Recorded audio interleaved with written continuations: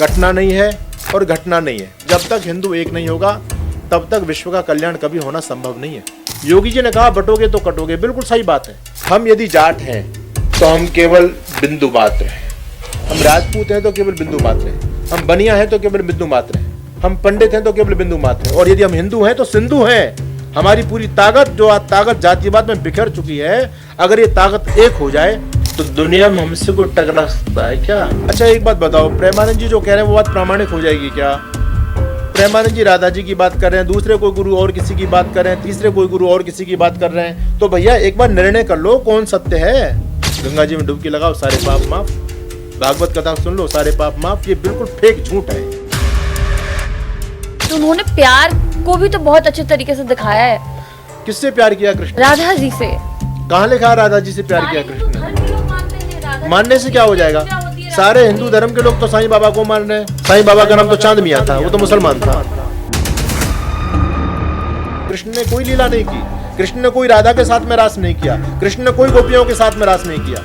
कृष्ण के पास समय कहाँ है? वो तो धरती के धर्म पे स्थापना के लिए आए, वो मनोरंजन करने के लिए आए हैं क्या? अब जैसे आजकल हमारी बहन बेटियां अपने पैरों में काला धागा बांध के घूम रही हैं, खूब चल गया आजकल ये प्रचलन, आज से 20 साल पहले नहीं था। अब उनसे पूछो कि आप काला धागा क्यों बांधते हो? कृष्ण और कंस की एक राशि थी या नहीं थी? थी ना। तो जब राशि एक है तो जो राशि का योग है, जो फल लिखा है, वो तो दोनों के जीवन में एक जैसा घटित होना चाहिए। उसमें योगेश्वर कृष्ण को बहुत बदनाम किया, उसमें लांछन लगाएगा उनके चरित्र पर, है ना। लड़कियों के कपड़े उठाने वाला बताया है, उसमें अनेक महिलाओं के साथ में प्रसंग कराए योगेश्वर कृष्ण से उसमें भागवत में। आज जो भागवत कथाएं हो रही हैं उनमें क्या मनोरंजन ही तो हो रहा है।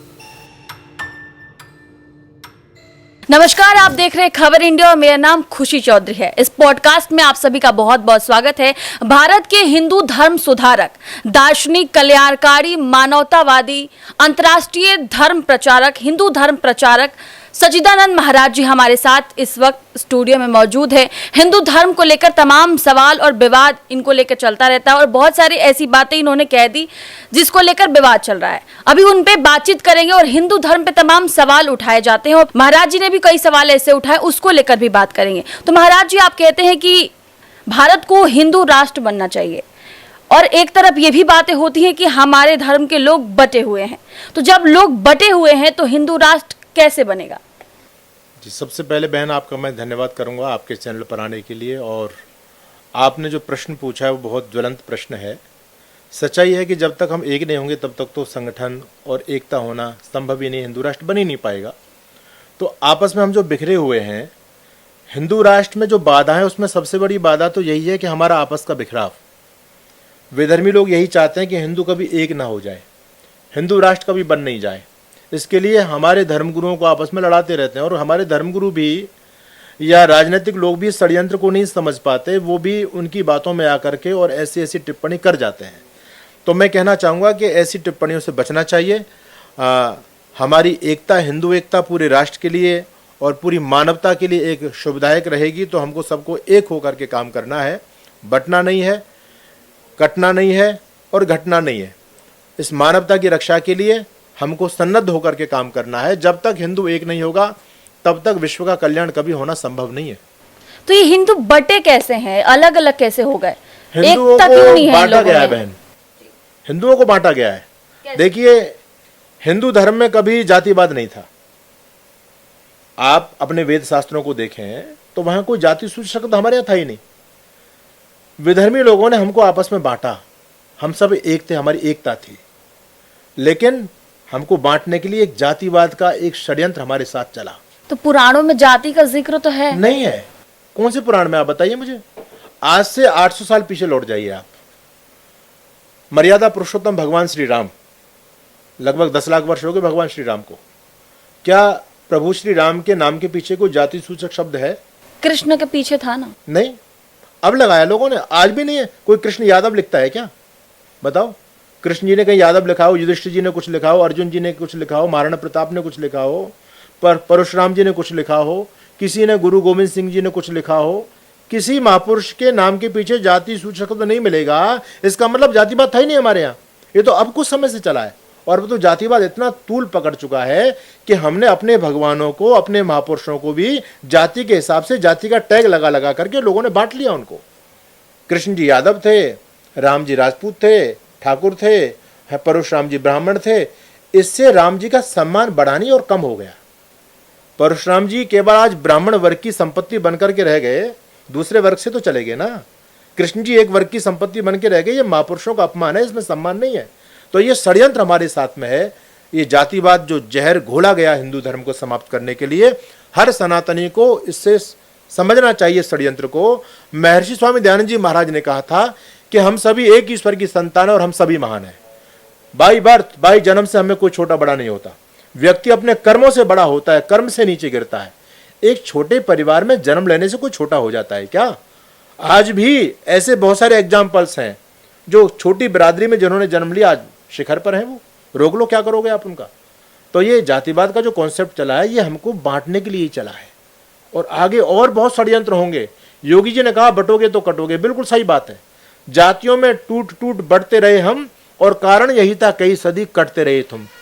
खुशी बहन एक बात समझने की है। देखिए, हम यदि जाट हैं तो हम केवल बिंदु मात्र हैं, हम राजपूत हैं तो केवल बिंदु मात्र हैं, हम बनिया हैं तो केवल बिंदु मात्र हैं, ठीक है, हम पंडित हैं तो केवल बिंदु मात्र हैं, और यदि हम हिंदू हैं तो सिंधु हैं। हमारी पूरी ताकत, जो आज ताकत जातिवाद में बिखर चुकी है, अगर ये ताकत एक हो जाए तो दुनिया में हमसे कोई टकरा सकता है क्या? हिंदू राष्ट्र बनने से कोई रोक पाएगा क्या? तो हमारी ताकत बिखरी पड़ी है, इस ताकत को एक करना है हमको। जैसे योगी जी भी कहते हैं बटोगे तो कटोगे, हिंदू राष्ट्र बनना चाहिए, तमाम लोग ऐसा कहते हैं कि बनना चाहिए। सर, सवाल ये है कि कैसे बनना चाहिए? इस देश में सारे धर्मों के तो लोग रहते हैं, लेकिन भारत को क्यों हिंदू राष्ट्र की जरूरत पड़ी है? यहाँ पे और भी चीजें, न्यायपालिका है, लॉ एंड ऑर्डर है, क्यों हिंदू राष्ट्र बनाना जरूरी है? देखिए, मत और धर्म को समझिए। आप जिसको आज हिंदू धर्म कहते हैं, कालांतर में इसका नाम, प्राचीन काल में इसका नाम है सनातन धर्म। सनातन धर्म को छोड़ करके बाकी सारे मत मतांतर हैं, बाकी सारे पंथ हैं। धर्म तो एक ही होता है। इस्लाम पंथ है, क्रिश्चियनिटी पंथ है, जैनिज्म पंथ है, बौद्धिज्म एक पंथ है, वो धर्म नहीं है। तो अब धर्म तो होना चाहिए ना, बिना धर्म के राष्ट्र कैसे चलेगा? तो हिंदू राष्ट्र हो गया। हमारा धर्म केवल एक ही है, सनातन धर्म।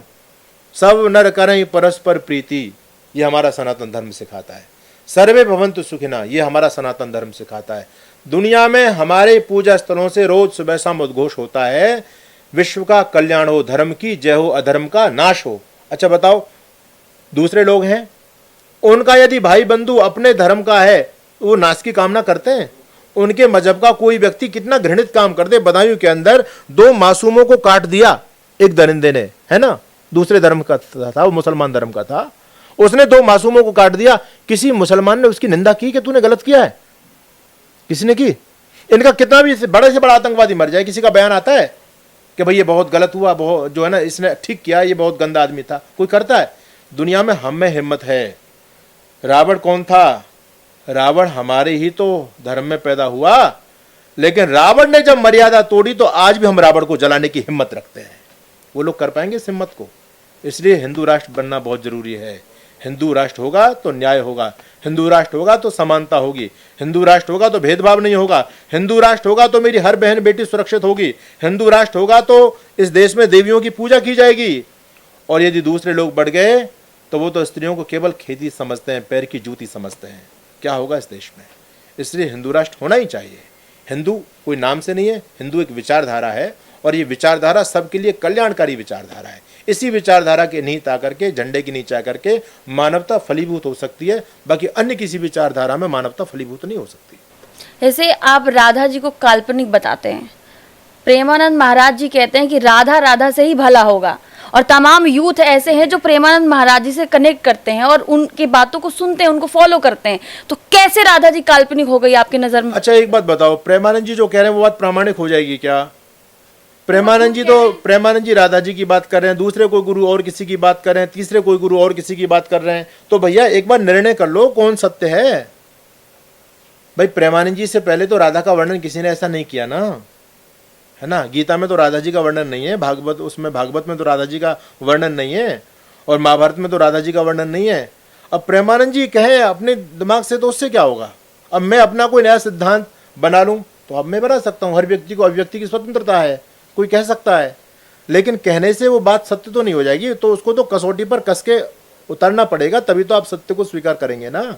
तो प्रेमानंद जी हैं तो मैं तो कहता हूं भाई, मैं तो राधा जी को काल्पनिक मानता हूं, और मैं नहीं, बहुत सारे विद्वान मानते हैं काल्पनिक, राधा जी हैं काल्पनिक। भगवान श्री कृष्ण की पत्नी का नाम तो रुक्मणी था, राधा जी कहां से आ गई? उन्होंने अपने जीवन में एक ही विवाह किया। अच्छा एक बात बताओ खुशी जी, जो व्यक्ति 3-4 विवाह कर ले, उस व्यक्ति को समाज किस दृष्टि से देखता? अच्छी दृष्टि से देखता है, बुरी दृष्टि से देखता है? बुरी दृष्टि से देखता है। लेकिन अब मुस्लिम मजहब में देख लो, वहाँ पे शादियां होती हैं, और कृष्ण भगवान को भी लेकर के कहा गया है कि वो उन्होंने बहुत सारी शादियां की थी। हाँ, तो क्या मुस्लिम धर्म ज्यादा शादी कर रहे हैं तो वो हमारे लिए आदर्श हो गए क्या? नहीं। है तो गलत ना। और मुस्लिम तो इसलिए ये हेतु देते रहते हैं, वो कहते हैं कि भाई देखो तुम जो है ये इसलिए चिल्लाते हो कि हम 4 बीवी रखते हैं, तुम्हारा कृष्ण तो 16,108 रखता था, उसके लिए क्यों नहीं बोलते हो तुम? तो गलत है ना। वो कृष्ण एक आप्त पुरुष है। कृष्ण ने अपने जीवन में जन्म से लेकर के मृत्यु पर्यंत कोई भी गलत कर्म नहीं किया, ठीक है। कृष्ण गीता में कहते हैं कि श्रेष्ठ व्यक्ति जैसा आचरण करता है सामान्य उससे सीखते हैं। कृष्ण हमारे आदर्श हैं, कृष्ण हमारे आराध्य हैं, कृष्ण हमारे महापुरुष हैं। यदि कृष्ण ही मर्यादाओं को तोड़ेंगे तो हम उनको क्या संदेश देंगे? कृष्ण, हम कृष्ण से क्या सीखेंगे? तो ये सारे एक षड्यंत्र है, ये सारे मिलावट की बातें हैं। जैसे मैं तमाम ऐसे लोगों को सुनती हूँ जो भागवत कथा कहते हैं, वो कहते हैं कि राधा नाम जपना चाहिए, और वृंदावन में आप जाते हो राधा नाम लेते हो तो कृष्ण भगवान पहले सुनते हैं। आप कह रहे हैं कहीं भी जिक्र नहीं है राधा रानी का, तो फिर राधा और कृष्ण की पूजा एक साथ क्यों की जाती है? ये किसने कहा कि राधा नाम लेंगे तो कृष्ण जी आपकी पहले सुनेंगे? किसने कहा? ये बहुत सारे ऐसे कथावाचक हैं जो ये बातें कहते हैं। इनके पास कोई पत्र आ जाता है क्या? भगवान कृष्ण का टेलीफोन आ जाता है क्या इनके पास में कि हाँ भाई मैंने तुम्हारी प्रार्थना सुन ली? ये सारी कपोल कल्पित बातें हैं। इन बातों से करने से क्या होता है ना भाई? जिनको अपनी दुकानें चलानी होती है ना बहन, वो अपने मत की बहुत बढ़ा चढ़ा के प्रशंसा करते हैं और दूसरे के मत की क्रिटिसाइज करते हैं। ये संसार का सिद्धांत है, तभी तो उनका मत आगे बढ़ेगा, तभी उनको फॉलोवर बढ़ेंगे ना। तो ये कभी पैमाना नहीं हो सकता कि उनके साथ बहुत युवा हैं तो वो ठीक है, उसके साथ बहुत भीड़ है तो वो ठीक है ना। याद रखना, सोने की दुकान पर भीड़ हमेशा कम मिलती है, कचौड़ी पकौड़ी की दुकान पर भीड़ बहुत मिलती है ना। एक संत का उपदेश हो रहा हो वहाँ भीड़ कम मिलेगी, और एक नाचने वाले की कार्यक्रम में महफिल में भीड़ ज़्यादा मिलेगी। तो क्या वो हमारी आदर्श हो गई? तो भीड़ किसी चीज़ का पैमाना नहीं है, याद रखिए, भीड़ किसी चीज़ का पैमाना नहीं है। हमको सत्य देखना है कि सत्य कहाँ है, सत्य को स्वीकार करना चाहिए। अच्छा, कुछ लोग कर्म को मानते हैं, तो कर्म बड़ा या धर्म बड़ा? कर्म ही धर्म है। यानी कुछ लोग कहते हैं कर्म से ही कल्याण होगा। बिल्कुल कर्म से ही होगा। कर्म ही आपकी नैया पार लगाएगा, कर्म ही आपका प्रारब्ध बनता है। आप जैसा कर्म करेंगे वैसा फल भोगना पड़ेगा। आजकल ये भी षड्यंत्र हमारे सनातन धर्म में चला है कि लोग कहते हैं कि तुम्हारे कर्म का फल हम माफ करा देंगे, तुम कितना भी पाप कर लो, गंगा जी में डुबकी लगाओ सारे पाप माफ, भागवत कथा सुन लो सारे पाप माफ। ये बिल्कुल फेक झूठ है। कोई भी कर्म बिना फल दिए नष्ट नहीं होता, कर्म का फल भोगना ही पड़ेगा। आप कितने गंगा जी में डुबकी लगा लो, कितनी कथा कर लो, आपने जो कर्म किया, जो पाप किया है, वो आपको भोगना ही पड़ेगा, बच नहीं पाओगे। इसलिए बहुत सारे पाखंडी हमारे भाइयों को बहका रहे हैं, हिंदू समाज के भोले भाले लोगों को, कि तुम हमसे दीक्षा ले जाओ, मंत्र नाम ले जाओ, है ना, दान ले जाओ हमसे, तो तुम अपने पाप कर्मों के फल से बच जाओगे। ये सब फेक है, झूठी बात है। कहीं भी भगवान कृष्ण कहते हैं, भगवान राम कहते हैं, आपने जो कुछ किया वो भोगना पड़ेगा, अवश्य में भोक्तव्यम कृतम कर्म शुभाशुभम, है ना। कहीं भी किसी ग्रंथ में नहीं लिखा कि गंगा जी में नहाने से 4 वेद 6 शास्त्र हमारे प्रामाणिक हैं, 11 उपनिषद हमारे प्रामाणिक है। बताओ कहाँ लिखा है? ऐसा कैसे हो गया? अच्छा, गंगा जी में डुबकी लगाने से यदि मुक्ति हो जाए, है ना, हम गंगा जी के विरोधी नहीं है, गंगा माँ है, जीवन दे रही है, जल दे रही है हमको। लेकिन हम ये मान लें कि गंगा जी में कितने भी पाप करके आप डुबकी लगा लो तो आप तर जाओगे। तो मछली, हम इंसान बने हैं और एक जीव मछली की योनि में चला गया तो उसके पापों के कारण ही तो गया है ना, वो इंसान नहीं बना, मछली बनी, अपने पापों के चलते बनी है ना। तो क्या गंगा जी में मछली नहीं रहती? बहुत मछली रहती है। गंगा जी में मगरमच्छ नहीं रहता है, उसकी मुक्ति क्यों नहीं हो रही भाई? गंगा जी में नहाने से सारे पाप कष्ट माफ हो रहे हैं, तो फिर वो तो मगरमच्छ तो गंगा जी के जल में ही पड़ा रहता है, मछली तो गंगा जी के जल में ही होती है, उनकी मुक्ति कर दो ना। क्यों इस भोली भाली जनता को पागल बना रहे हो आप लोग? तो धर्म को मानने वालों को क्या पूजा पाठ करना जरूरी होता है? पूजा पाठ का अपना अलग फल है और कर्म का अपना अलग फल है। मैं ये नहीं कहूंगा कि आप कर्म ही करते रहो, भगवत भजन नहीं, मत कुछ करो। लोग, मेरा सवाल इसलिए था क्योंकि कुछ लोग ऐसा कहते हैं कि कर्म करो, पूजा पाठ करने से कुछ नहीं होगा, कर्म से ही कल्याण होगा, इसलिए मेरा सवाल था। ये यथार्थ बात है कि कर्म से कल्याण होगा, लेकिन यदि आप पूजा पाठ अध्यात्म के मार्ग पर चलेंगे तो आपकी मति ठीक बनी रहेगी, आपका कर्म अच्छा होगा, है ना। आप गलत कर्मों की तरफ प्रवृत्त नहीं होंगे, आपके अंदर अहंकार नहीं आएगा, आप कभी अपने पद से विचलित नहीं होंगे। अगर आप धर्म से जुड़े हुए हैं, आप पूजा पाठ करते हैं, तो आप एक आध्यात्म से आपका अटैचमेंट रहेगा, तो आपका जीवन में कोई पतन नहीं होगा। कल्याण तो कर्म से ही होगा, है ना। अध्यात्म तो आपको कर्म करने की प्रेरणा देता रहेगा और अच्छे शुभ कर्म करने की प्रेरणा देता रहेगा।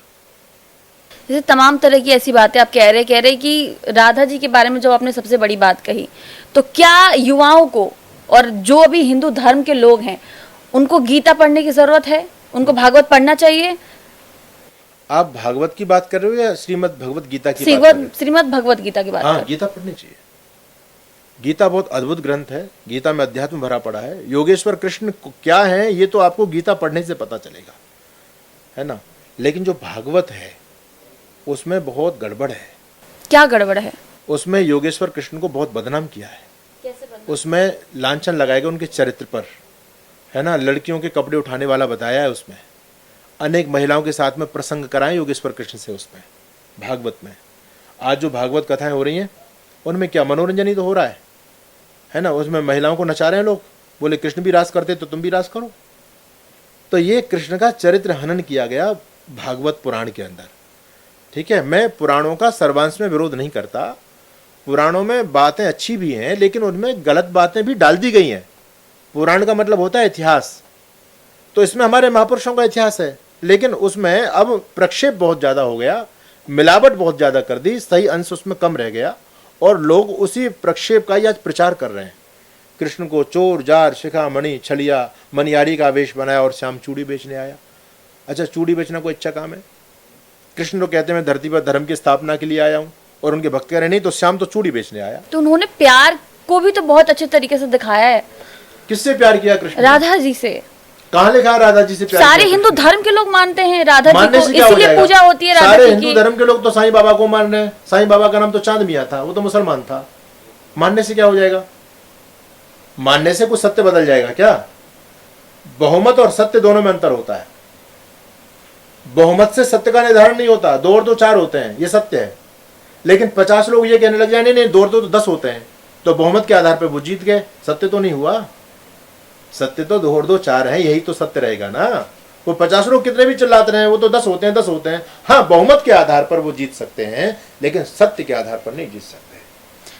तो आप ऐसा कह रहे हैं कि जो हम बचपन से जो लीलाएं देखते आ रहे हैं कृष्ण की, जो कथाएं सुनते आ रहे हैं कृष्ण की, जो कुछ भी हम कृष्ण और राधा जी के बारे में सुनते आ रहे हैं, वो सब झूठ है?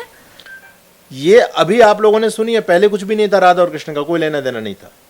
पहले तो योगेश्वर कृष्ण की अलग मूर्ति हुआ करती थी, और होती थी तो माँ रुक्मणी होती थी। अब रुक्मणी जी को तो अलग कर दिया लोगों ने।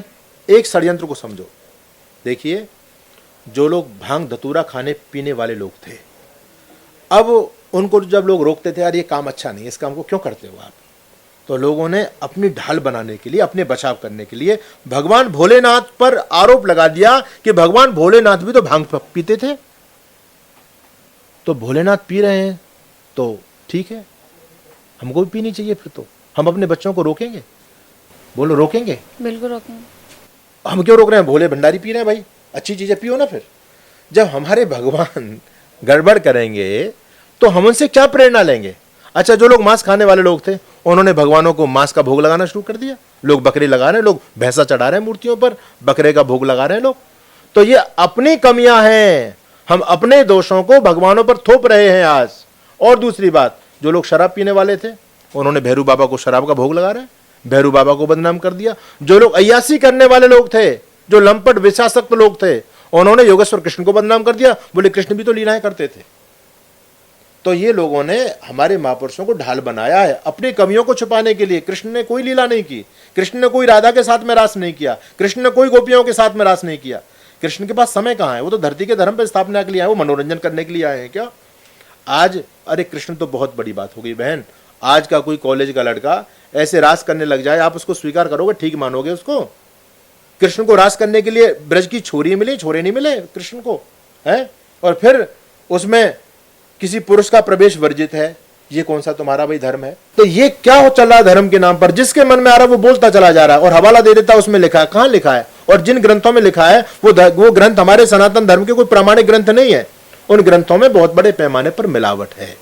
कृष्ण का जीवन अति पावन है, उन्होंने जन्म से लेकर के मृत्यु पर्यंत कोई भी गंदा कर्म नहीं किया। लेकिन आज जो जो उन पर दोषारोपण किए गए सारे फेक हैं। इन दोषारोपणों को हटाइए। महाभारत का जो कृष्ण है उस कृष्ण को आप समाज में लाइए, लोग उनका सम्मान करेंगे। और ये जो लीलाओं वाला जो कृष्ण है बंधुओं, तो बहन, इस कृष्ण से तो लोग अब थोड़े से दूरी बना रहे हैं। बोले कृष्ण को हम नहीं मानते। क्यों नहीं मानते? बोले कृष्ण ने तो अपनी पत्नी के होते सोते राधा के साथ में कृष्ण रहते थे, गंगा के साथ में, कुब्जा के साथ में कृष्ण ने समागम किया। ऐसी ऐसी कैसी कैसी बातें समाज में चल रही हैं। हमको प्रश्नों का उत्तर देना पड़ता है। हम जानते हैं लोग क्या क्या प्रश्न पूछते हैं आज। जैसे आप राधा जी को नहीं मानते तो फिर आप किसको मानते हैं? ईश्वर को मानते हैं। ईश्वर कौन है आपके हिसाब से? कृष्ण को मानते हैं, हम राम को मानते हैं, भगवान शिव को मानते हैं। जो चीज है उसको मानते हैं, जो चीज है ही नहीं उसको कहां से मानेंगे हम? जो चीज है ही नहीं उसको क्यों मान लें हम? है ना, माँ रुक्मणी को मानते हैं, माँ भगवती सीता को मानते हैं, वो थी, राम जी से विवाह हुआ, है ना, उनको मानते हैं हम। राधा जी नहीं थी। राधा जी का वर्णन केवल ब्रह्मवैवर्त पुराण में और किसी पुराण में नहीं है। और उसमें भी राधा और कृष्ण के बहुत गंदे संबंध दिखाए गए हैं। पति पत्नी भी एकांत में उस प्रसंग को पढ़ नहीं सकते, इतना गंदा प्रसंग दिखाया है। कैसे मान लें राधा को कृष्ण के साथ में? क्या कृष्ण लंपट थे? क्या कृष्ण चोर थे? क्या कृष्ण व्यभिचारी थे? कैसी कैसी बातें लिखी हैं। उसमें लिखा है ब्रह्मवैवर्त पुराण में, जब कृष्ण को राधा जी ने बिरजा के साथ में, गंगा के साथ में समागम करते हुए देख लिया तो राधा आग बबूला हो गई। ऐसे लड़ रही है जैसे दो सौत आपस में लड़ती हैं। ये पुराणों की बात मैं आपको बता रहा हूं। और कृष्ण को शाप देती है राधा, हे कृष्ण बिरजा कांता गच्छ मत पुरतो हरे कथम दोनोशी मालोला रतिचोर लंपटा। यह ब्रह्मवैवर्त पुराण में लिखा हुआ है। राधा जी कृष्ण से कह रही है, हे बिरजा के प्यारे कृष्ण मेरी आंखों के सामने से हट जाओ। जब राधा जी ने कृष्ण को बिरजा जी के साथ में देखा, यही कृष्ण का चरित्र है। ऐसे ही कृष्ण को लोग मानेंगे, ऐसे से हमारा सनातन धर्म बचेगा। तो ये जो आक्षेप है मैं इसका विरोध करता हूं, मैं कृष्ण का विरोध नहीं करता। जो भगवान कृष्ण के जीवन के साथ में जो गलत चीजें जोड़ी हम इनके विरोधी हैं, हम कृष्ण के विरोधी नहीं है। तो इनको सुधारने की जरूरत है। बिल्कुल जरूरत है। कैसे सुधरेगा? देखिए, आपने केरला स्टोरी देखी या नहीं देखी, ये बताओ। देखिए मैंने केरला देखिए, स्टोरी। उसमें आपने देखा हो तो बहन, उसमें एक आसिफा नाम की लड़की ने हिंदू लड़की से प्रश्न किया। वो कह रही है, एक भगवान जी तुम्हारे ऐसे हैं जिनको रोज नई गर्लफ्रेंड चाहिए, जिनके गंगा के साथ में, कुब्जा के साथ में, अनेक महिलाओं के साथ में जिनके कॉन्टेक्ट रहते हैं, क्या ये भगवान है? आप इस प्रश्न का जवाब दे पाएंगे? आपसे कोई आज पूछ ले, आपके पास क्या जवाब है? कुछ नहीं। आप कहेंगे हाँ। तो वो तो कहते भैया अगर तुम्हारे भगवान ने ऐसा किया तो तुम भी ऐसा करो, है ना। भगवान तो आपको प्रेरणा दे रहे हैं ना उस काम को और करने की, और प्रोत्साहन दे रहे, करो ना इस काम को। समाज स्वीकार करेगा इस काम को? तो फिर ये गलत चीजें हैं। इन चीजों का विरोध होना जरूरी है, जिससे आने वाले समय में और कोई हिंदू बहन, बेटी या बेटा विधर्मियों के चाल में ना फंस करके धर्म परिवर्तन ना कर जाए। आज वैचारिक हमले हम पर किए जा रहे हैं। कृष्ण ऐसे नहीं थे, शिव ऐसे नहीं थे, उनको ऐसा बनाया गया जिससे कृष्ण की परंपरा में पैदा होने वाले बेटे बेटियों की श्रद्धा कृष्ण से डिग जाए और दूसरी जगह उनकी श्रद्धा जुड़ जाए। यह षड्यंत्र है। इस षड्यंत्र को समझना चाहिए हमको। धर्म परिवर्तन का कारण क्या है? धर्म परिवर्तन के बहुत सारे कारण हैं, लेकिन उसमें सबसे बड़ा कारण शास्त्रीय अभाव। वो जब हमसे प्रश्न करते हैं तो हमारे बच्चों पर उनके प्रश्नों का उत्तर नहीं होता, और जब प्रश्नों का उत्तर नहीं होता वो अपने धर्म की प्रशंसा हमारे बच्चों के सामने करते हैं, और हमारे बच्चों को अपने धर्म की जानकारी नहीं, उनके धर्म की क्या जानकारी होगी। तो वो हमारे महापुरुषों के बारे में उल्टे सीधे प्रश्न पूछते हैं, कृष्ण ने ये किया, शिव जी ने ये किया, ब्रह्मा जी ने ये किया, ये तो हमारा धर्म बेकार है। उनके पास कोई जवाब नहीं होता। कब तक वो बेटी बेटे शर्मसार होते रहेंगे उनके सामने? तो फिर वो कहते हैं भाई तुम्हारा धर्म अच्छा है तो हम तो तुम्हारे धर्म को एक्सेप्ट करते हैं। एक ये भी बहुत बड़ा कारण है। दूसरा, अंधविश्वास भी बहुत बड़ा कारण है धर्म परिवर्तन का। उसमें आप देखते हैं कि हालेलुया हालेलुया एक ईसाई करता है और हाथ लगा देता है, वो ड्रामा करके ऐसे ऐसे गिर जाते हैं और बोले इनका कल्याण हो गया, है ना। ये भी है। और प्रलोभन भी बहुत बड़ा कारण है। वो लोगों की सेवा के नाम से लोगों का धर्मांतरण करा रहे हैं। तो ये 3-4 कारण हैं जिससे हमारे भाई विधर्मी आज बन रहे हैं। इस पर हमको चिंतन करना चाहिए और रोकना चाहिए, नहीं तो हिंदू कम्युनिटी खत्म हो जाएगी। हिंदू खत्म होता चला जाएगा। बढ़ रहा है हिंदू रोज। कुछ बौद्ध बन रहे हैं, कुछ उसमें से ईसाई बन रहे हैं, कुछ मुसलमान बन रहे हैं, फिर हिंदू कौन रहेगा ये बताओ। और हिंदू यदि नहीं रहा तो रामकृष्ण की परंपरा का क्या होगा। आप अपनी परंपरा बचाना चाहते हैं, हिंदू धर्म अपनी परंपरा बचाना चाहता है, मुस्लिम मजहब के जो लोग हैं वो अपना बचाना चाहते हैं, और भी जो धर्मों के लगे वो अपना अपना बचाने में लगे। तो इस धर्म को फिर कैसे बना, मतलब कैसे बनाया जाएगा? बहुत अच्छा आपका प्रश्न है। देखिए, विचारों में भिन्नता हो सकती है लेकिन सत्य एक रहता है ना। तो सत्य का निर्णय कैसे होगा। सब लोग कहते हैं, मैं कहता हूं मेरी बात ठीक है, आप कहती हैं मेरी बात ठीक है, वो भाई कहते हैं कि मेरी बात ही ठीक है। अब ये कैसे जजमेंट होगा कि भाई बात किसकी सही है। मेरे पास में एक मोबाइल है और मैं पूछूं इसमें कितना वेट है, कोई कहता 100 ग्राम, कोई कहता 150 ग्राम, कोई कहता 250 ग्राम। निर्णय कैसे हो, कौन सा, इतने तो वेट हो नहीं सकते, वेट तो एक ही होगा उसमें। उसको आप तराजू पर तोल लीजिए और तोल करके जो वेट निकल के आएगा वो सबको एक्सेप्ट होगा। इसी प्रकार मेरी बात, आपकी बात, इनकी बात, सबकी बात पर हम बहस करें, हम चिंतन करें, हम तर्क करें, और जिसकी बात अकाट्य हो, जिसकी बात प्रमाणों के अनुकूल हो, जिसकी बात सृष्टि क्रम के अनुकूल हो, जिसकी बात महापुरुषों की परंपरा के अनुकूल हो, उस बात को स्वीकार करो। मैं ये नहीं कहता मेरी बात माने, लेकिन डिबेट कीजिए ना। सत्य तो डिबेट से निकलेगा, डिबेट से निकलेगा, डिबेट से निकलेगा। हमने तो देखा आज तक किसी बहस से कोई समाधान निकला हो। तमाम ऐसे डिबेट्स रोज होते हैं, कुछ निकलता है समाधान? वो तो समाधान करना नहीं चाहते ना, वो समाधान नहीं करना चाहते। प्रश्न करना, प्रश्न से ही सत्य निकल के आता है ना, प्रश्न से ही सत्य निकल करके आता है। अभी कोई चोर पकड़ा जाता है तो पुलिस उससे प्रश्न करती है, नहीं करती है? क्यों करती है भाई? समाधान तो निकलना नहीं है, क्यों प्रश्न कर रहे हो तुम? अरे सच्चाई तो तर्क से ही निकलेगी, प्रश्न करने से ही निकलेगी। तो हमारे हिंदू धर्म में प्रश्न करना आज बंद कर दिया लोगों ने। हिंदू धर्म को केवल आस्था का विषय बना दिया, बस। धर्म तो आस्था का विषय है, बस आस्था रखो, उसी में कल्याण हो जाएगा, प्रश्न मत करो नहीं तो नाश हो जाएगा। क्यों नहीं करेंगे हम प्रश्न? ऋषि कहते हैं तर्कन अनुसिद्ध्यति स धर्म। धर्म वो जो तर्क से सिद्ध हो, जो चीज तर्क से सिद्ध हो उसी चीज को मानो, वो ठीक है। और जिसमें तर्क कुछ है ही नहीं, और जहां तर्क नहीं है, जब ये तर्कों का जवाब नहीं दे पा रहे, तभी तो उन्होंने कहा कि धर्म आस्था का विषय है। अरे धर्म तो विज्ञान है, धर्म तो तर्क का विषय है ना। धर्म में तर्क करो, प्रश्न करो, जरूरी है। जैसे भारत में कहा जाता है कि हिंदू, मुस्लिम, सिख, ईसाई आपस में है भाई भाई, तो इस भाईचारे को खत्म करने की बात क्यों की जा रही है हिंदू धर्म की तरफ से? अच्छा ये बताओ, आप भाई भाई थे तो फिर भारत और पाकिस्तान का विभाजन क्यों हुआ? भाई भाई थे ना हम, तो फिर धर्म के आधार पर तो विभाजन हुआ ना भारत पाकिस्तान का। तो कहां चला गया भाईचारा? हम भाई भाई थे तो अयोध्या में मंदिर तोड़ करके उस पर बाबरी मस्जिद क्यों बनाई, मंदिर के ऊपर क्यों बनाई? अयोध्या में जगह तो और भी बहुत थी, वहां बना लेते। मथुरा में भगवान श्री कृष्ण की जन्मभूमि पर भगवान कृष्ण का मंदिर तोड़ करके वहां मस्जिद क्यों बनी? हम भाई भाई थे तो। ये भाई के काम है, दुश्मनों के काम है? ये बोलो, दुश्मनों के काम है। कभी भाईचारा नहीं हुआ। इतने साल में कोई भाईचारे की मिसाल आपको मिली है? और ना कभी आगे हो सकता। जब एक मां के गर्भ से पैदा होने वाले दो बच्चों के विचार नहीं मिलते तो वो अलग अलग हो जाते हैं। ये तो धर्मों की लड़ाई है, ये तो पंथों की लड़ाई है। जब यहां विचार नहीं मिले तो एकता कैसे संभव है? संभव ही नहीं है। तो भाईचारा कैसे होगा? नहीं होगा। ये सब बिल्कुल सफेद झूठ है। ये जो कहते हैं ना कि भाई भाई भाई वाला कॉन्सेप्ट कभी ना आज तक चला, ना कभी आगे चलने वाला है। भाई होते तो आपकी गला रेतते क्या?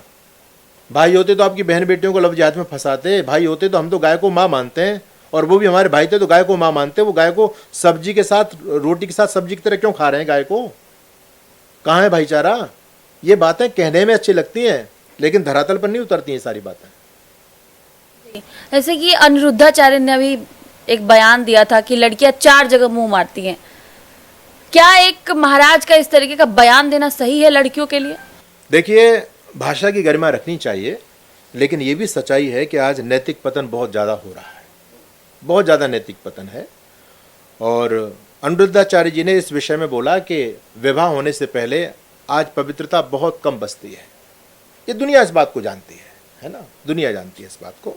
तो लोग अपनी नीति नियमों का पालन करें, पवित्रता की तरफ लौटें, ये उनका आशय था।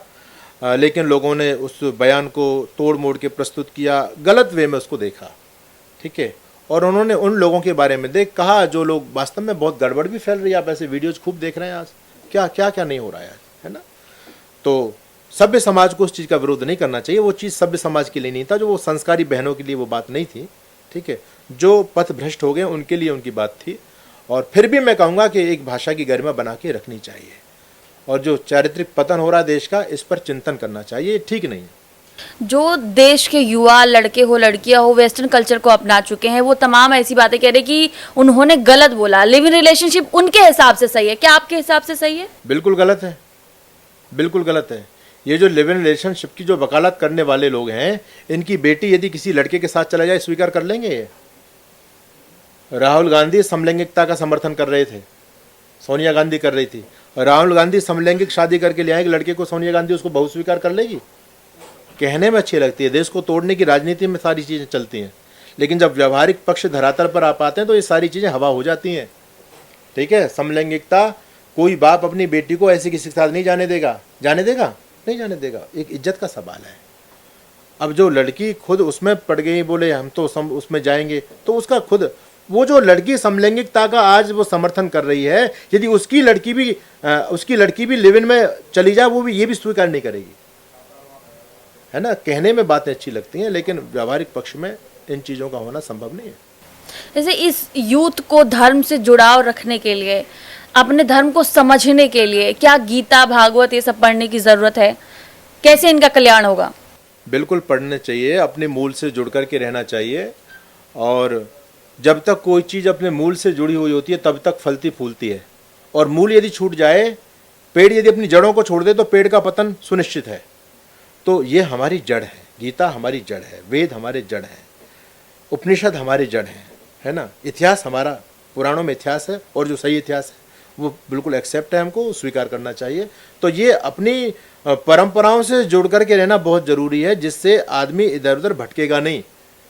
तो उनको जरूर पढ़ना चाहिए, उनसे प्रेरणा लेनी चाहिए अपने महापुरुषों के जीवन को देख करके। धर्म और अंधविश्वास में क्या फर्क है? धर्म में लॉजिक होता है, धर्म एक तार्किक होता है, अंधविश्वास में कोई तर्क नहीं होता, अंधविश्वास फेक होता है ना। वो तो अंधविश्वास है, उसमें अंध शब्द पहले ही जुड़ गया। अंधविश्वास कैसे पहचाने कि ये अंधविश्वास है, ये धर्म है? देखिए, जो चीज़ तर्क के कसौटी पर खरी उतर रही हो, जो विज्ञान के अनुकूल हो, है ना, जो ऋषि परंपरा के अनुकूल हो, जो सृष्टि क्रम के अनुकूल हो, वो चीज़ है सत्य, और जो इसके विपरीत है वो सत्य है। अब जैसे आजकल हमारी बहन बेटियां अपने पैरों में काला धागा बांध के घूम रही हैं, खूब चल गया आजकल ये प्रचलन, आज से 20 साल पहले नहीं था। अब उनसे पूछो कि आप काला धागा क्यों बांधते हो, तो कहते हैं ये तो शुभ होता है और ये नज़र से हमको बचाता है। तो भाई, तुम्हारे इतने बड़े बड़े लंबे काले काले बाल हैं, इनसे नज़र नहीं रुकेगी क्या? ये छोटा सा धागा ही नज़र को रोकेगा? ये कॉन्सेप्ट कहाँ से लेकर के? ये अंधविश्वास है। ठीक है, आज आदमी ने ग्रहों की चालों से बचने के लिए पूरे अंगूठियों, अपने उंगलियों में लाल नक्की, हरे नक्की, काले नक्की, पीले नक्की, सारे ग्रहों को आदमी अपने अंगूठे में लिए फिर रहा है। ये अंधविश्वास है। आपका जैसा कर्म है उसका फल आपको भोगना पड़ेगा, कोई आपको बचाने वाला नहीं है, याद रखना। तो जो ये एस्ट्रोलॉजर बताते हैं समाधान, उसे समाधान कल्याण नहीं होता लोगों का? ये जो प्लेन क्रॉस हुआ, किसी ने नहीं बताया, ज्योतिषी ने, कि प्लेन क्रॉस बहुत सारे एस्ट्रोलॉजर ने बताया कि इतनी आपदा होने वाली है भारत में 2025 में। ये जो ज्योतिषी थे ना, नरेंद्र मोदी ने जब नोटबंदी की थी ना, तो ये ज्योतिषी 4-4 हजार रुपए लेने के लिए 2-2 घंटे तक बैंकों के सामने लाइन लगा के खड़े रहे ये लोग। ये तो भविष्य बताने वाले थे, इनको पता नहीं चला कि नरेंद्र मोदी नोट बंद करने वाले हैं, पहले से अपने नोट चेंज करा लो। पागल बनाते हैं। कितने ज्योतिषी लोग उनके साथ में, उनके घर में चोरी हो जाती है, हो रही है ना। एक ज्योतिषी अभी हरिद्वार आ रही थी और वो अपने शिष्य के यहाँ अनुष्ठान करने के लिए आ रही थी। शिष्य के भविष्य को बता रही है कि तेरे जीवन में ये मुझे दिखाई दे रहा है, ऐसा आने वाला, वैसा आने वाला है। उसके साथ रास्ते में रेप कर दिया लोगों ने, उसको अपना जीवन नहीं दिखाई दे रहा है। ये जो मन की बात करने वाले हैं, जो ज्योतिष की बात करने वाले लोग हैं, इनके घर में ऐसी दुर्घटनाएं घटित हो रही हैं। अभी एक बाबा हैं बड़े पॉपुलर, जो मन की बात करते हैं, उनके आश्रम में 2 लोगों की मौत हो गई, तूफान आ गया, टीन गिर गई, मर गए लोग। उनको वो चीज़ नहीं दिखाई दे रही थी कि ऐसी अनहोनी घटना घटित हो जाएंगी। पागल बनाते हैं लोग। ये सारा धंधा चलता है ज्योतिष के नाम से। ज्योतिषियों को खुद आपका भविष्य नहीं पता, वो दूसरों का भविष्य क्या बताएंगे। ये अंधविश्वास है। जैसे ज्योतिष काफी आजकल फेमस हो रहे हैं, वो जो चीजें कहते हैं कई बार देखने को भी मिल जाता है, वो उपाय बताते, तो उनके उपाय से वो जो भविष्यवाणी करते हैं उससे कल्याण नहीं है। उस पे लोगों को भरोसा करना चाहिए, नहीं करना चाहिए आपके हिसाब से? ज्योतिष से जो फलित ज्योतिष है वो बिल्कुल फेक है। गणित ज्योतिष बिल्कुल ठीक है ना। उसमें ग्रहों की चाल है, कब सूर्य ग्रहण होगा, कब चंद्र ग्रहण होगा, कितने बज के कितने मिनट कितने सेकंड पर सूर्योदय होगा, ये ज्योतिष का विषय है। ज्योतिष का विषय हाथ दिखाना नहीं है, ये हाथ दिखाना ज्योतिष का विषय नहीं है। ये तो लोगों ने ज्योतिष के नाम से नए नए ग्रंथ लिख दिए और इसमें कोई भी सच्चाई नहीं है। इसमें राशियों में कोई सच्चाई नहीं है, याद रखना। मैं आपके चैनल पर बोल रहा हूँ और इस चीज़ को आप सब लोगों तक पहुँचाएंगे और मैं पूरे देश के सामने इस बात को बोल रहा हूँ, राशियों में कोई सच्चाई नहीं है। मैं आपसे एक बात पूछता हूँ, खुशी जी बताओ, कृष्ण और कंस की एक राशि थी या नहीं थी? थी ना। तो जब राशि एक है तो जो राशि का योग है, जो फल लिखा है, वो तो दोनों के जीवन में एक जैसा घटित होना चाहिए ना। तो कंस का जीवन क्या है और कृष्ण का जीवन क्या है? कंस आज तक दुत्कारा जाता है, समाज में धिक्कारा जाता है। कोई अपने बेटे का नाम कंस नहीं रखता और कृष्ण की आज तक हम पूजा करते हैं। राशि तो दोनों की एक थी, फिर अंतर कैसे हो गया?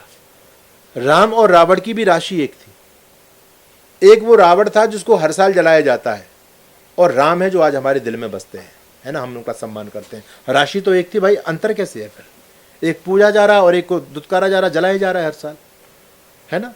और राशि फल की मैं बात कर रहा हूं आपके बीच में, तो मायावती और मुलायम की भी राशि एक थी और दोनों उत्तर प्रदेश के मुख्यमंत्री रहे, अलग अलग टाइम पे रहे।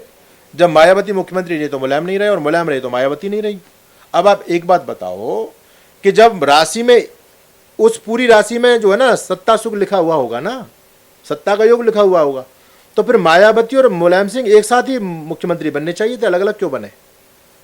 और वर्तमान में आप आ जाओ, अखिलेश यादव और आदित्यनाथ योगी की राशि भी एक ही है। एक सत्ता में और दूसरे सत्ता से बाहर है। वो सत्ता को प्राप्त करने के लिए खूब षड्यंत्र भी रचते हैं और खूब प्रयास कर रहे हैं। तो कहां चलेगी राशि? क्या है राशियों में सच्चाई? कहां गया ज्योतिष आपका? आप जब शादी विवाह करते हैं तो पूरे 36 कुंडली मिलाते हो, आप पूरे गुणधर्म मिलाते हो, पूरा पत्र दिखाते हो। कितनी शादियां चल रही हैं? कहां चला गया ज्योतिष आपका? शादी से पहले ही दुर्घटनाएं घटित हो रही हैं, है ना, लड़का मर गया एक्सीडेंट में, कहां गया आपका ज्योतिष? तो ये सारी की सारी बेवकूफ बनाने वाली बातें हैं। हम ज्योतिष के विरोधी नहीं है। 6 शास्त्रों में ज्योतिष एक शास्त्र है। शिक्षा, कल्प, व्याकरण, निरुक्त, छंद और ज्योतिष, ये 6 शास्त्र हैं अपने वैदिक वाङ्मय के। इसमें ज्योतिष है, लेकिन ये नहीं है जो आपको, आप जो हाथ वाथ जो दिखा रहे हो रेखा वेखा, इसमें ज्योतिष में कोई वर्णन नहीं है इनका। उसमें गणित विद्या है, वो सत्य है। गणित विद्या, सूर्य ग्रहण, सूर्य की चाल, चंद्रमा की चाल, ये ग्रहों की चाल क्या है, ये है ज्योतिष का विषय। ये है गणित विद्या, ये सत्य है। बाकी जो आज ज्योतिष के नाम से जो फलित ज्योतिष चल रहा है, सब फेक है। जैसे मोबाइल और सोशल मीडिया का युग आ चुका है, तो इस मोबाइल और सोशल मीडिया के युग में युवाओं को, लोगों को अपना मन कैसे स्थिर रखना चाहिए? क्या करना चाहिए इसके लिए? उसके लिए इनसे बचना चाहिए। इसमें जो है ना, समय की बर्बादी है, धन की बर्बादी है, चरित्र की बर्बादी है।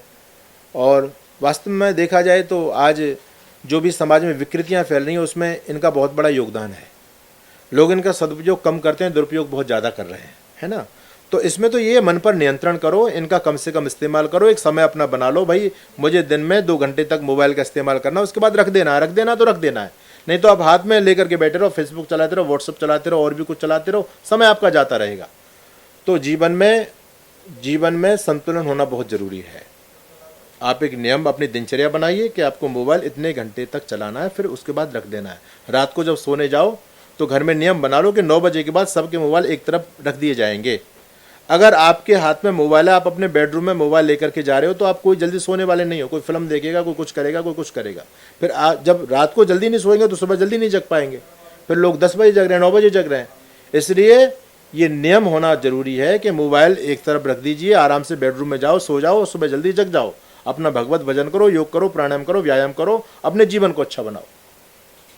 क्या गीता सिर्फ हिंदुओं के लिए है या पूरी मानवता के लिए है? गीता ज्ञान है और ज्ञान का ताल्लुकात सबसे रहता है। हर व्यक्ति ज्ञानवान बनना चाहता है और ज्ञान की आवश्यकता सबको है। तो गीता केवल हिंदुओं के लिए नहीं है। क्या आत्मा मुसलमानों के अंदर नहीं होती क्या? उनके अंदर भी तो सेल्फ है ना, आत्मा है ना, सोल है ना उनके अंदर। तो फिर जो आत्म कल्याण की बात है तो वो तो उनके लिए भी लागू होती है। आत्मा अजर अमर है ना। भगवान कृष्ण ने जो भी सनातन धर्म का जो भी कॉन्सेप्ट है, जो भी सिद्धांत है, वो किसी एक व्यक्ति के लिए नहीं है, वो समष्टि के लिए, वो सब के लिए। अगर हम उसका पालन करेंगे तो हम लाभ में रहेंगे, है ना। और जब तक लोग सनातन धर्म के सिद्धांतों पर चलते रहे तब तक कोई पक्षपात नहीं था। हम समष्टि को साथ लेके चलने वाले थे। सनातन धर्म तो कहता है ना विश्व का कल्याण हो, हम तो सबके कल्याण की बात करते हैं, हम पक्षपात की बात करते ही नहीं है। तो हमारा ज्ञान ही ऐसा है। वो गीता ही से तो हमको ज्ञान मिला है। हम अपने लिए नहीं जीते। हम कहते हैं अयम निजा परोवेति गणना च लघु चेतसम उदार चरिता नाम तु वसुधैव कुटुंबकम। हम उदार चरित लोग हैं, पूरा संसार ही हमारा परिवार है। केवल हम अपने परिवार के लिए नहीं जीते, ये हमारा सनातन धर्म, ये गीता सिखाती है, शास्त्र सिखाते हैं। इसलिए मानवता को फलीभूत करना है तो गीता का प्रचार खूब होना चाहिए। जी, जैसे मैं एक चीज़ और जानना चाहती हूँ, कुछ लोग ऐसे हैं जो बलि देते हैं, कई जगह ऐसा देखा गया जहाँ पर माता को बलि चढ़ता है, आप इसको किस तरीके से देखते हैं? ये बलि प्रथा सही है, गलत है, क्या है एक बात इसका पूरा? बताइए, कोई माँ, आप एक तरफ उसको माँ बोल रहे हो और एक तरफ अपने बच्चों की बलि ले रही है, तो माँ है वो डायन है? कौन है वो?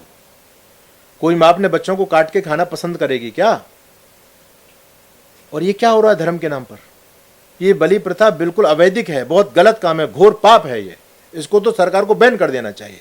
बहुत जगह सरकार ने इसको बैन भी किया है। कहीं कहीं अंधविश्वास के चलते अभी भी बलि प्रथा चल रही है, जो घोर पाप है, उसको रोक देना चाहिए। चाहे वो हिंदू समाज में हो, चाहे मुस्लिम समाज में हो, वहां भी बकरों की बलि दी जा रही है।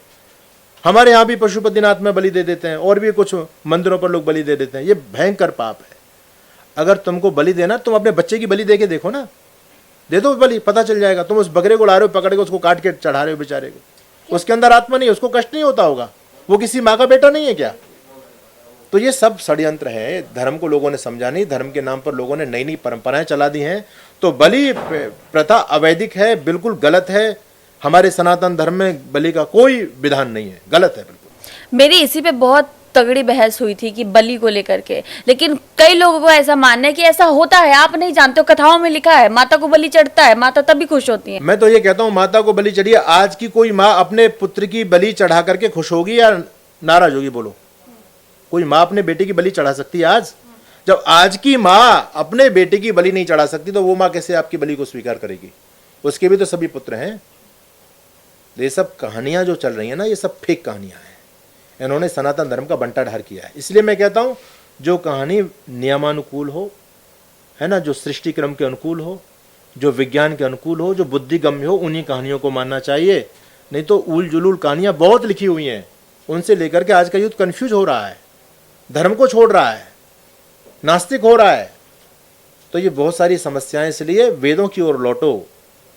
वेद में कोई भ्रांति नहीं है, वेद में कोई किस्से कहानी नहीं है, वेद में कोई इतिहास नहीं है। वेद ईश्वरीय ज्ञान है, वेद में कोई भ्रम नहीं है, वो निर्भांत ज्ञान है वेद, है ना, जो परमात्मा के द्वारा हमको सृष्टि के आदि में दिया गया। उस वेद पर चलो। महर्षि दयानंद ने कहा, वेदों की ओर लौटो, वेदों की ओर लौटो। जब हमारा देश वेदों के रास्ते पर था, पूरी दुनिया में हमारा झंडा बुलंद था। जब हम वेदों के रास्ते पर चलते थे, तो इस देश में 4 साल की बेटी भी सुरक्षित थी और 40 साल की महिला भी सुरक्षित थी। जब हम वेदों के रास्ते पर थे, तो दुनिया के लोग भारत को विश्व गुरु कहा करते थे। तो वेदों के पद को हमने जब से छोड़ा, तब से आडंबर और हमारा पतन प्रारंभ हुआ। इसलिए वेदों की ओर लौटो। जैसे भैरव बाबा को शराब चढ़ता है, कई लोग शराब चढ़ाते हैं भैरव बाबा को, फिर उसका सेवन करते हैं, क्या ये भी सही है आपके हिसाब से या गलत है? ये तो भैरव बाबा को लोगों ने बदनाम किया। शराब खुद पीनी थी और भैरव बाबा को बदनाम कर दिया। भैरव बाबा के नाम से फ्री की शराब लोगों को पीने को मिल जाती है। वो भैरव बाबा क्या शराब पिएगा? अच्छा, कोई बाबा शराब पी रहा है तो बाबा ठीक है या गड़बड़ है? बताओ। है, हमारा बाबा शराब पीता है तो हम उस बाबा को ठीक मानेंगे क्या? जैसे बाबा लोग चिलम भी पीते हैं, गांजा भी पीते हैं, तो वो सही है गलत है? बिल्कुल गलत है। संत का जीवन तो पवित्र होना चाहिए, वो समाज के लिए आदर्श होता है। ये अभी जो नशे में डूबे हुए हैं संत लोग, इनको अपने में सुधार करना चाहिए। चिलम पीना, शराब पीना और जो मांसाहार करना या अन्य चीज़ें करना, ये बिल्कुल संत परंपरा के विपरीत है। तो नशा आज हमारे समाज में छा रहा है। संतों को तो भारत में नशे के खिलाफ आंदोलन खड़ा करना चाहिए, यूथ को बचाना चाहिए। आज मैं देख रहा हूँ मंदिरों से नशा बच्चों में परोसा जा रहा है। मंदिरों में बच्चे जाते हैं, वो चिलम पीना सीख जाते हैं। तो ये कहाँ जा रही है हमारी संत परंपरा? ये वही काम कर रहे हैं जो अनपढ़ लोग हैं, वो इन चीज़ों में फंसे हुए हैं।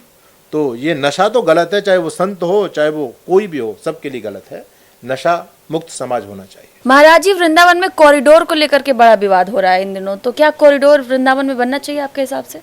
ये तो सरकार की योजनाएं हैं, वहाँ लोग जा रहे हैं, लोगों की श्रद्धा जुड़ी हुई है, तो बहुत भीड़ होती है। आजकल मैं भी वृंदावन में जाता हूँ, तो अब जो अंदर वृंदावन में जाना तो बड़ा दुश्वार हो गया है। भीड़ इतनी ज़्यादा है कि गाड़ियों को पहले ही लोग रोक देते हैं। तो वो सरकार अपने व्यवस्था के हिसाब से कर रही है, तो उसमें लोगों को आपत्ति क्या हो रही है ना? व्यवस्थाएं हैं, सरकार कर रही है, अच्छा काम है। लोगों को सुख मिलेगा, उससे सुविधाएं बढ़ेंगी, रोजगार बढ़ेगा लोगों का। और ज़बरदस्ती तो सरकार भूमि छीन नहीं रही भाई, मुआवजा दे रही है आपको। तो लोग राजनीति उसका विरोध करा रही है, लोगों को ऐतराज नहीं है, लेकिन दूसरे लोगों को दिक्कत हो रही है, दूसरी पार्टी के लोग हैं कि इनका वोट बैंक बढ़ जाएगा, ये करा देंगे। तो भारत में बहुत गंदी राजनीति चलती है, राजनीतिक विरोध है, धार्मिक कोई विरोध नहीं है उससे। जैसे महाराज जी, आप हिंदू धर्म सुधारक हैं, तो आपको संत बनने की प्रेरणा और हिंदू धर्म सुधारने की प्रेरणा कहाँ से मिली, क्यों आपने ये चीज़? देखिए बहन, मैं बचपन में गुरुकुल में चला गया पढ़ने के लिए, और गुरुकुल में तो पूरे शास्त्रों का अध्ययन कराया जाता है, और वहाँ राष्ट्र प्रेम की भावना कूट कूट करके विद्यार्थी के जीवन में भरी जाती है। तो मैंने सोचा कि हम राष्ट्र के लिए काम करेंगे, हम गुरुकुल परंपरा को बचाने के लिए काम करेंगे, हम संस्कृति के लिए काम करेंगे। तो फिर मुझे गुरुकुल से ही ये प्रेरणा मिली और मैं इस रास्ते पर आगे चला। जैसे अब राधा जी को काल्पनिक कहते हैं, इस पे काफी विवाद भी होता है, तो आपको डर नहीं लगता? राधा जी को इतने लोग मानते हैं, हर जगह राधे राधे कहते हैं, राधे नाम से कल्याण की बातें इस देश में कही जाती है, तो आपको डर नहीं लगता? देखिए, मैं कृष्ण भक्त हूँ और भगवान कृष्ण ने गीता का ज्ञान हमको दिया। गीता में आत्मा की अमरता का संदेश है। हमको डरना किससे है? कोई हमारा बुरा कर सकता है, कोई हमको मार सकता है? हमको तो कोई मारने वाला दुनिया में पैदा नहीं हुआ। आत्मा कभी मरती नहीं, हम तो केवल चोला बदलते हैं, ठीक है? इसलिए हमको कोई भय नहीं है। मैं यही तो कह रहा हूँ इस हिंदू समाज से कि तुम गीता को पढ़ो तो सही। तुमने गीता को लाल कपड़े में लपेट करके बस मंदिर में रख दिया है ना? गीता कोई मंदिर में रखने की वस्तु है? बस 4 फूल चढ़ा दिए, आरती कर ली, गीता महारानी नमो नमः। गीता को खोल के कभी कोई देखता नहीं है। अरे गीता तो वो जीवंत शास्त्र है। जब कुरुक्षेत्र के मैदान में दोनों सेनाएं आमने सामने खड़ी हैं, अर्जुन बिल्कुल मृतप्राय हो चुका है, शरीर कांप रहा है, डर गया है अर्जुन, और भगवान कृष्ण ने वो गीता का टॉनिक पिलाया कि उस मुर्दा शरीर के अंदर जान आ गई, और लेकर के फिर अर्जुन ने उठाए अपने हथियार और सारे अधर्मियों का वध कर दिया अर्जुन ने। तो गीता को पढ़ने वाला कभी डरता नहीं है। गीता तो संजीवनी, गीता तो जीवन देती है। तो हम कृष्ण के भक्त हैं, और ये सच्चाई है कि जब हम सत्य बोलते हैं तो लोगों की भावनाएं आहत होती हैं उससे, है ना? तो लोग फिर किसी भी स्थिति में आ जाते हैं, लोग विरोध करने, लोग अपने प्राण हरण की चेष्टा भी करते हैं, लोग अपने वैसे भी परेशान करते हैं। तो लेकिन मैं यदि सत्य से समझौता भी कर लूँ तो कोई 500 साल तो जीने वाला हूँ नहीं, कोई 1500 साल जीने वाला हूँ नहीं, है ना? मरना तो फिर भी है भाई। अब नहीं मरेंगे तो 50 साल बाद मर जाएंगे। हम अपनी आत्मा के साथ में कंप्रोमाइज क्यों करें? हम सत्य के साथ में समझौता क्यों करें? हम अपनी आत्मा की आवाज़ को क्यों दबाएं? इसलिए सत्य को तो मुखरित करना ही पड़ेगा। और जो लोग सत्य की बात करते हैं, समाज उसको स्वीकार नहीं करता, मारते हैं। महर्षि दयानंद को मार दिया, शंकराचार्य को मार दिया, और भी कितनों को लोगों ने मार दिया। तो इन चीज़ों से जो धर्म के प्रचार के लाइन में आ गया, और जो सत्य का प्रचारक है वो अपने जान को हथेली पे लेके चलता है। इसलिए हमको ये भय नहीं है। हम जानते हैं कि अंजाम क्या होगा, है ना? उससे हमको कोई भय वाली बात नहीं है। जैसे कृष्ण का नाम से पहले राधा का नाम आता है, राधे कृष्ण। आप इस्कॉन चले जाएं, कई मंदिर में चले जाए, कृष्ण भगवान के राधा का नाम पहले आता है, रुक्मणी का नाम नहीं आता। तो आपके हिसाब से रुक्मणी का नाम होना चाहिए, क्यों नहीं? हाँ बिल्कुल, क्योंकि भगवान कृष्ण का संबंध माँ रुक्मणी से था, है ना? रुक्मणी का होना चाहिए, राधा का नहीं होना चाहिए। और पहले नाम तो इसलिए आता है जैसे हर भगवान के सामने उनकी जो पत्नियां, उनका नाम सीताराम, राम सीता नहीं आता, सीताराम। तो हमारी जो संस्कृति है वो मातृशक्ति के सम्मान की संस्कृति है ना? तो पहले आज भी हम मातृशक्ति को सम्मान देते हैं, तो वो पर सम्मान की बात है, इसलिए पहले नाम आता है। लेकिन कृष्ण जी के साथ में रुक्मणी कृष्ण होना चाहिए, राधा कृष्ण नहीं होना चाहिए। जैसे आपने सच्चिदानंद महाराज जी को सुना, क्या आप इनकी बात से सहमत है? क्योंकि मुझे पता है आप लोग ये वीडियो देखने के बाद तमाम सवाल करेंगे। आप अपने सारे सवाल कमेंट बॉक्स में जरूर हमें भेजिएगा, ताकि हम आपके सवाल पढ़ सके। और जो लोग इस बात से सहमत है वो भी अपनी राय कमेंट सेक्शन में जरूर साझा करें। बहुत बहुत शुक्रिया।